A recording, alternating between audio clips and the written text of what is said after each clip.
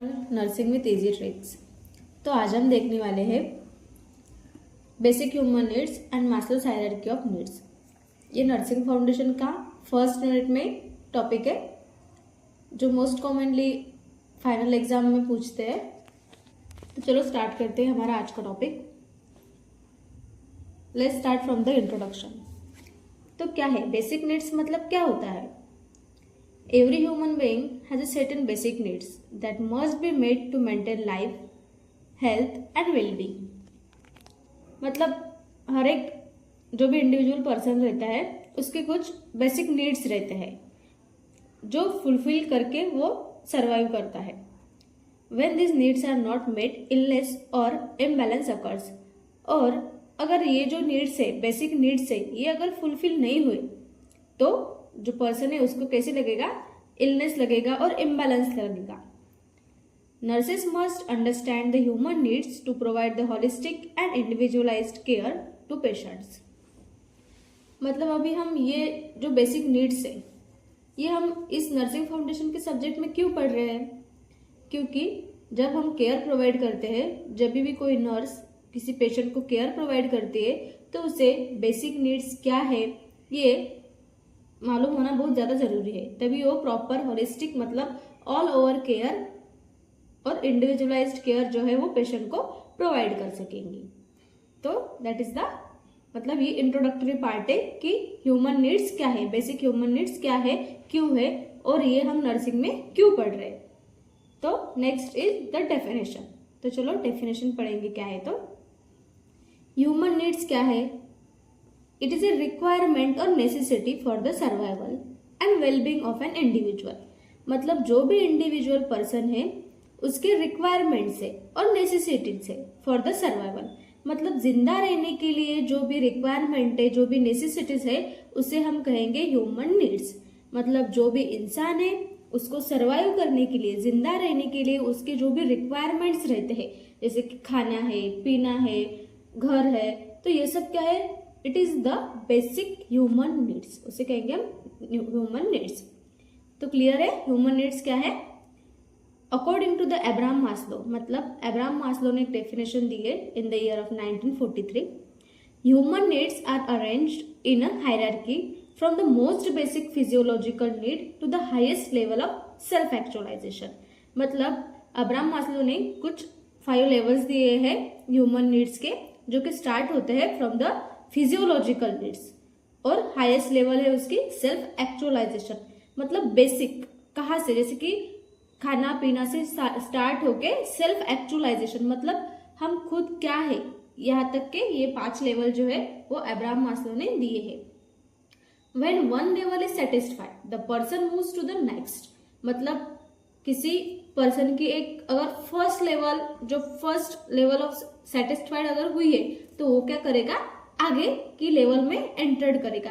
जैसे कि अभी सबसे पहले ह्यूमन की नीड रहती है कि नहीं मुझे बहुत ज्यादा प्यास लगी है, अगर मुझे थोड़ा सा पानी मिल जाए तो मैं आज का दिन निकाल लूंगा। तो वो क्या करेगा? थोड़ा सा पानी पिएगा। तो बाद में उसे क्या लगेगा? अरे थोड़ा सा अगर खाना मिला तो और बहुत ज्यादा अच्छा होगा, तो फिर वो खाना खाएगा। खाना खाने के बाद वो फिर से सोचेगा अभी अगर मुझे थोड़ा सा कुछ मिले रहने के लिए तो और ज्यादा अच्छा होगा। मतलब क्या होगा? एक लेवल जो है वो सेटिस्फाई अगर हुई तो उसे नेक्स्ट जो लेवल में है वो एंटर करेगा, मूव करेगा। तो ये है बेसिक ह्यूमन नीड्स। तो चलो देखते हैं अभी कौन से नीड्स है। तो ये मास्लोज हायरार्की ऑफ नीड्स का एक पिरामिड है जिसमें जो 5 लेवल्स है वो दिए हैं। First is the physiological needs, then second is the safety security needs, then love and belonging need, then esteem needs and self actualisation need. ये 5 लेवल है मास्लो हायरार्की ने दिए हुए हैं, जो कि स्टार्ट होते हैं फिजियोलॉजिकल नीड्स और एंड होते हैं सेल्फ एक्चुअलाइजेशन नीड्स। तो चलो 1 बाय 1 हम देखेंगे कि क्या है। तो फर्स्ट लेवल है physiological need. Physiological needs these are basic survival needs essential for maintaining a life. मतलब क्या है? एक बेसिक जो नीड्स है ये है जो किसी भी आदमी को सरवाइव करने के लिए ये मेंटेन करने पड़ते हैं। अपनी लाइफ जो है वो जीने के लिए, सरवाइव करने के लिए ये नीड्स होते हैं। जैसे कि एयर, मतलब अगर एयर नहीं है तो हम ऑक्सीजन नहीं ले पाएंगे, फ्रेश एयर नहीं लगेगा तो प्रॉपर वेंटिलेशन हमको नहीं फील होगा। वाटर, अगर पानी नहीं मिलेगा तो हम जिंदा नहीं रह पाएंगे ना। देन फूड, हम अगर खाएंगे पिएंगे नहीं। शेल्टर, रहने के लिए घर भी चाहिए। देन प्रॉपर स्लीप चाहिए, अगर स्लीप नहीं लेंगे तो हमारी पूरी बॉडी डिस्टर्ब हो जाएगी, मेटाबॉलिज्म इम्बैलेंस्ड हो जाएगा, हम उसकी वजह से खा नहीं पाएंगे, पी नहीं पाएंगे और अल्टीमेटली हमें कोई ना कोई बीमारी होगी। तो that's why sleep is also most important. अगर आप लोगों ने पढ़ा होगा 10वीं तक हमने पढ़ा है कि बेसिक नीड्स क्या है, वो रहते थे, क्या रहते थे आपको सबको पता ही होगा, जैसे कि खाना, then shelter and the clothes. ये 3 जो है वो बेसिक नीड्स पहले हमने पढ़े थे। लेकिन अभी according to Maslow's hierarchy not only that food water and shelter से बढ़कर भी ये नीड्स भी बहुत ज्यादा इंपॉर्टेंट है, जिसके बिना जो भी इंसान है, जो भी इंडिविजुअल पर्सन है वो सर्वाइव नहीं कर पाएगा। तो वो क्या है, एयर है, वाटर है, फूड है, शेल्टर मतलब रहने के लिए घर चाहिए, स्लीप प्रॉपर स्लीप चाहिए, क्लॉथिंग पहनने के लिए कपड़े चाहिए, without clothes we can not survive. Then elimination मतलब जो भी खाते हैं वो हमको आउट भी करना पड़ता है, जैसे कि यूरिन है, स्टूल है, वो भी बहुत ज्यादा जरूरी है। ऑक्सीजन भी चाहिए। Temperature regulation, that means the hyperthermia और हाइपोथर्मिया, ज्यादा टेम्परेचर भी नहीं चाहिए और कम टेम्परेचर भी नहीं चाहिए। प्रॉपर अगर टेम्परेचर है तभी हम उसमें सर्वाइव कर सकते हैं।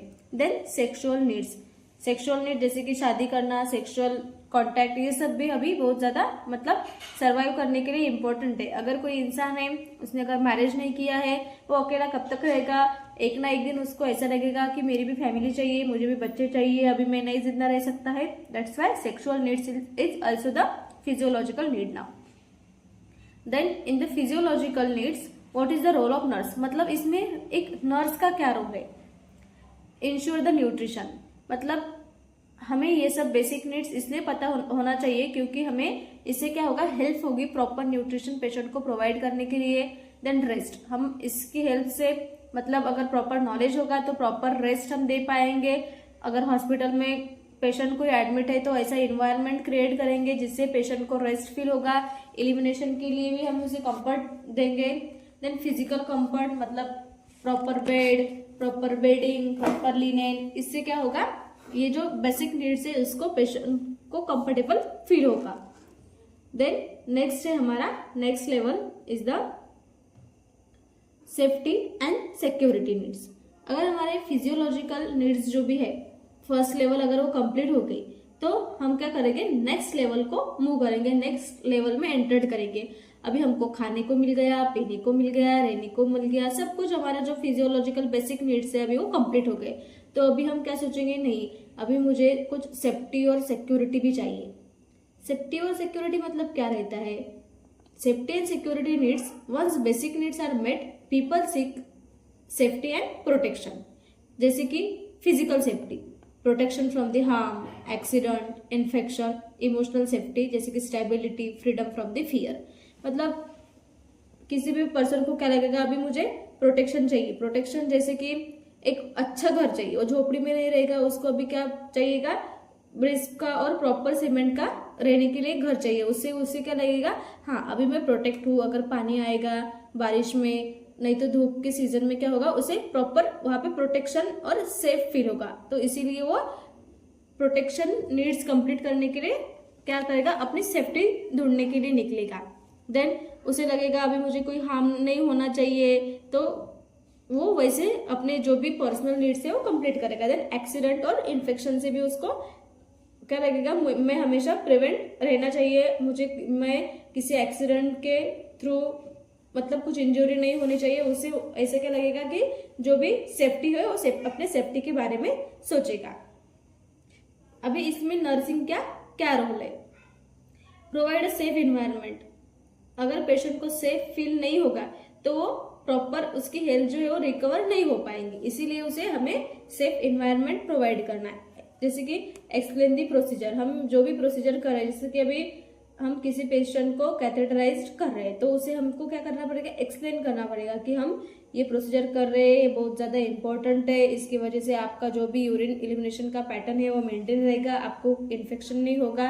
तो उससे क्या होगा, उसको एक सिक्योरिटी मिलेगी, नहीं ये मेरे अच्छे के लिए हो रहा है।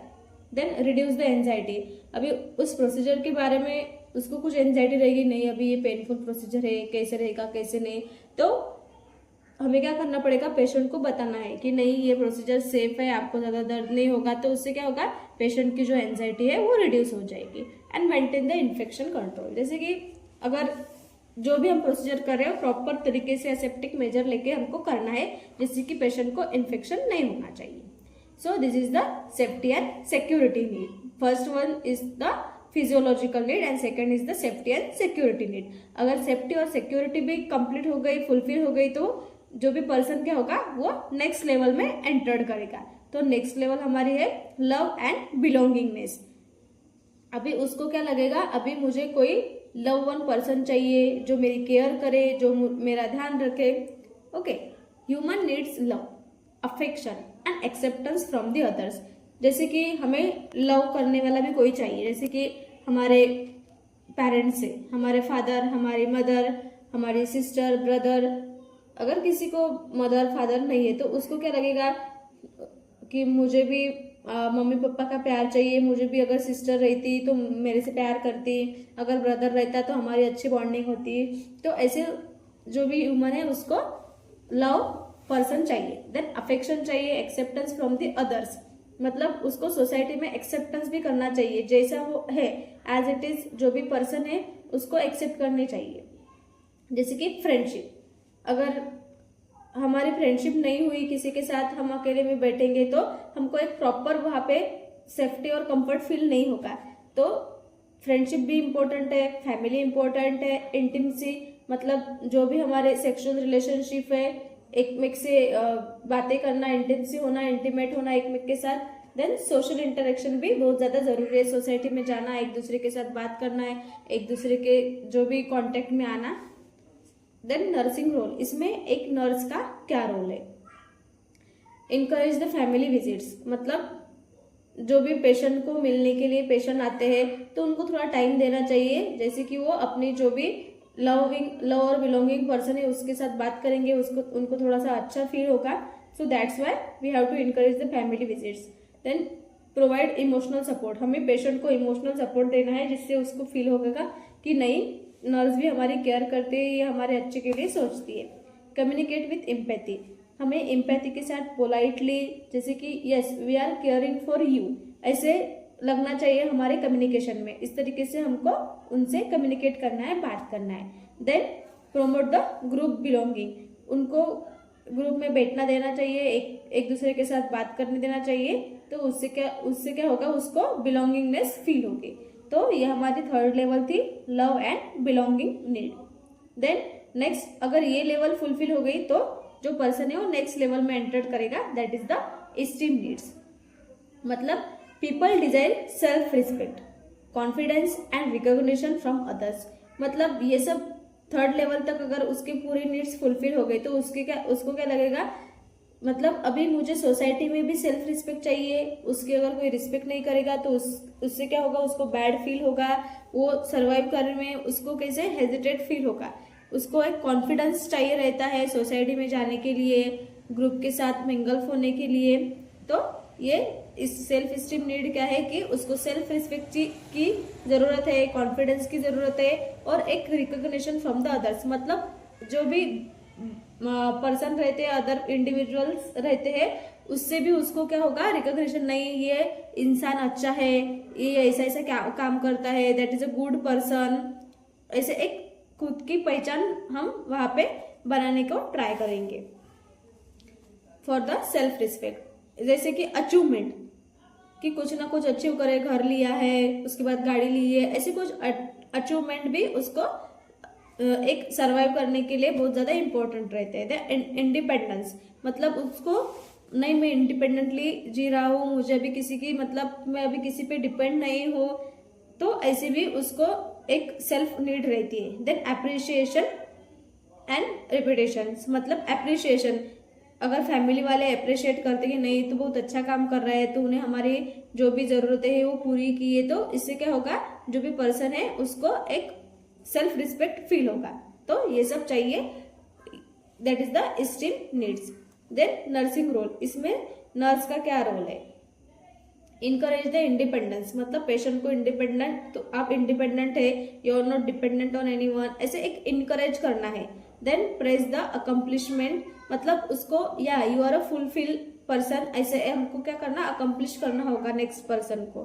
Then involve patient in decision making, जो भी डिसीजन हम पेशेंट के बारे में ले रहे हैं उसको, उसमें पेशेंट को भी इन्वॉल्व करना है। That is whatever decision we are taking regarding any kind of procedure, any kind of medication, we have to involve the patient also while taking that decision and treat them with the dignity, उसको हमें respect के साथ, dignity के साथ उसको हमें treat करना है, एक रिस्पेक्ट देके, जैसे कि हाँ आप ये है, आपको ऐसा, मतलब जो भी हम ट्रीटमेंट, आप हमको उसको ऐसा करके नहीं बात करना है छोटे बच्चे के जैसे, उसको एक रिस्पेक्ट देनी है हमको, तभी उसको क्या फील होगा, नहीं हमारे भी यहाँ पे रिस्पेक्ट है and the person feel good. Then next is the fifth level is the self actualisation need. This is the highest level. अभी ये 4 भी लेवल कंप्लीट होने के बाद हमारी फिफ्थ लेवल है self actualisation need, the desire for self fulfilment and realising one's full potential. अभी इसमें क्या होगा, जो भी पर्सन है उसको पूरा खुद पे एक ऐसा चाहिए कि अभी I am the fulfil person now, मेरे पास सब कुछ है, अभी आई एम वेल, मतलब वेल सेटल्ड हूं मैं अभी इस ये जिंदगी जीने के लिए, इस सर्वाइव करने के लिए, ऐसा इसमें जो भी पर्सन है उसको लगेगा। दैट इज सेल्फ एक्चुअलाइजेशन, वो खुद को मतलब क्या करेगा, फुलफिल होने के एक जो भी रहता है वो प्रोवाइड करेगा कि that is I am now a fulfil person, वो रियलाइज करेगा खुद को, that is I am a fulfil now. जैसे कि creativity, mortality, personal growth and helping the others, मतलब वो कुछ ना कुछ नया करेगा जिससे उसको बेनिफिट होगा। देन मोरालिटी, मतलब वो सब इसमें पार्टिसिपेट करेगा, जैसे कि कहाँ पे आना जाना, एक दूसरे के साथ बात करना, पूरे जो भी सोसाइटी में जो भी फंक्शंस रहते हैं उसमें, मतलब मोरालिटी, मतलब एक दूसरे के साथ बातें करना, ये सब चीजें। देन पर्सनल ग्रोथ, वो अपनी ग्रोथ भी करता रहेगा। देन हेल्पिंग द अदर, साथ में ही वो दूसरे की भी हेल्प करेगा, किसी भी गरीब की या ऐसे कुछ भी छोटे मोटे हेल्पिंग नेचर वो वहां पे शो करेगा। That is a self actualisation. ये तभी कर सकते हैं जब भी पेशेंट खुद फुलफिल होगा, मतलब उसके पूरे जो नीड्स रहते हैं from the basic needs to the self esteem तक, अगर उसके पूरे नीड्स जो है वो फुलफिल रहेंगे तभी वो खुद को एक एक्चुअलाइजेशन जैसा फील करेगा, फुलफिलमेंट फील करेगा। अभी इसमें नर्स का क्या रोल है, हम इनकरेज करेंगे the self expression, then provide the opportunity for learning and creativity and support the spiritual growth. मतलब अगर वो किसी मतलब स्पिरिचुअलिटी पे मतलब बिलीव करता है, जैसे कि वर्शिप वगैरह अगर वो करता होगा तो हमें उसको सपोर्ट करना है। Yes, you can do the worship for your god. Then self expression के लिए हमें उसको इनकरेज करना पड़ेगा and provide the opportunity for learning and creativity, मतलब जो भी हमारे पास अपॉर्चुनिटीज हम उसको प्रोवाइड कर सकते हैं for the learning and creativity करने के लिए, तो वो हमें उसको प्रोवाइड करना पड़ेगा। यस, यू कैन डू, मतलब उससे क्या होगा, पेशेंट जो भी है उसको सेल्फ एक्चुअलाइजेशन फील होगा, खुद फुलफिलमेंट जैसा फील होगा। So this is what fifth level of the Maslow's hierarchy of needs और basic needs of human being. Then importance of Maslow's theory in nursing, मतलब नर्सिंग में क्यों क्या इंपॉर्टेंस है, क्यों इंपॉर्टेंस है।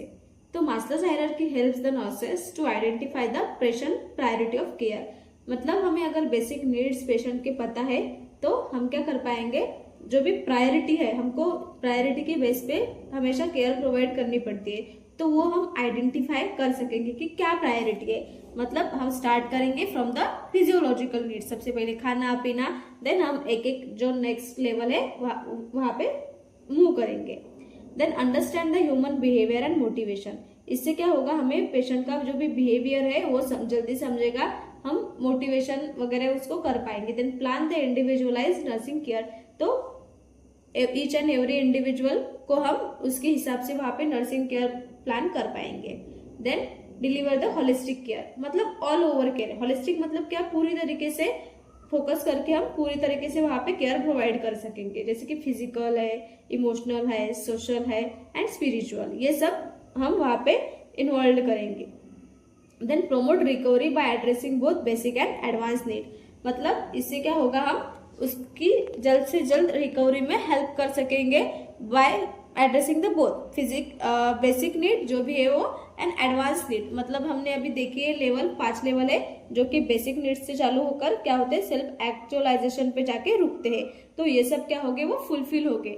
हम उसके फिजियोलॉजिकल नीड्स फुलफिल करेंगे, देन सिक्योरिटी एंड सेफ्टी के लिए भी प्रोवाइड करेंगे, उसको लव एंड बिलोंगिंगनेस मतलब उसकी फैमिली फ्रेंड्स वगैरह से मिलने देंगे, स्ट्रीम नीड्स मतलब एक self respect and self actualisation मतलब हाईएस्ट लेवल तक हम वहाँ पे केयर प्रोवाइड कर सकेंगे। अगर हमें ये जो मास्लोस हायरार्की बेसिक नीड्स अगर पता है तभी हम ये प्रॉपर केयर वहाँ पे प्रोवाइड कर सकेंगे। तो ये हमारे इम्पोर्टेंस थे मास्लोस हायरार्की ऑफ नीड्स, क्यों हमें ये दिए है हमारे सिलेबस के अकॉर्डिंग।